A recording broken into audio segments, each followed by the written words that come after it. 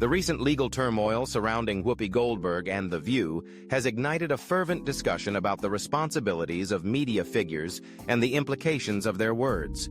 The lawsuit filed by Elon Musk, claiming $80 million in damages for defamation, has raised eyebrows not just for its staggering amount, but also for the questions it poses about the boundaries of free speech in the media landscape.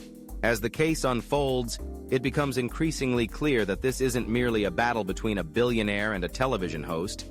It is a pivotal moment that could redefine how public figures engage with the media and how the media, in turn, holds itself accountable.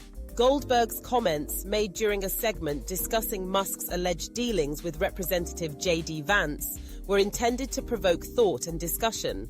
However, Musk interpreted them as harmful misrepresentations that could tarnish his reputation and business interests. The crux of his lawsuit lies in the assertion that Goldberg's statements were not only false, but were made with actual malice, a legal standard that requires proof that the speaker knew the information was false or acted with reckless disregard for the truth. This raises significant questions about the nature of discourse on platforms like The View, where opinions often blur the lines between fact and speculation. Public reaction to the lawsuit has been a mixed bag, with many viewers expressing dissatisfaction not just with Goldberg's comments, but also with the broader implications of such statements. Social media has been rife with criticism, with users highlighting concerns over the show's apparent lack of rigorous fact-checking. This dissatisfaction speaks to a growing anxiety among audiences about the reliability of information disseminated in popular media. As misinformation continues to proliferate, viewers are increasingly demanding accountability from those who occupy influential platforms. The fallout from this lawsuit could serve as a wake-up call for media outlets to re-evaluate their standards and practices. The implications of this case extend far beyond the courtroom.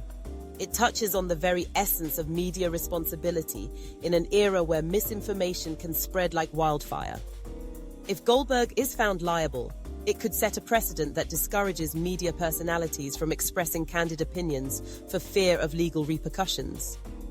Conversely, a dismissal could embolden public figures to speak freely, potentially leading to an even greater spread of unverified information.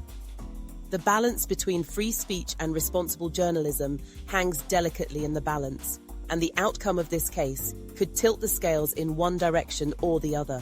As speculation mounts about the potential outcomes of the lawsuit, the media landscape is left to ponder its future. Will this case lead to stricter guidelines for on-air commentary? Could it inspire a movement toward greater transparency in how news is reported? Experts predict that the fallout could lead to a re-evaluation of journalistic standards across the board, prompting news organizations to implement more rigorous fact-checking protocols to avoid similar legal entanglements. In the end, the Whoopi Goldberg lawsuit encapsulates a larger conversation about the role of media in shaping public perception and the responsibilities that come with it.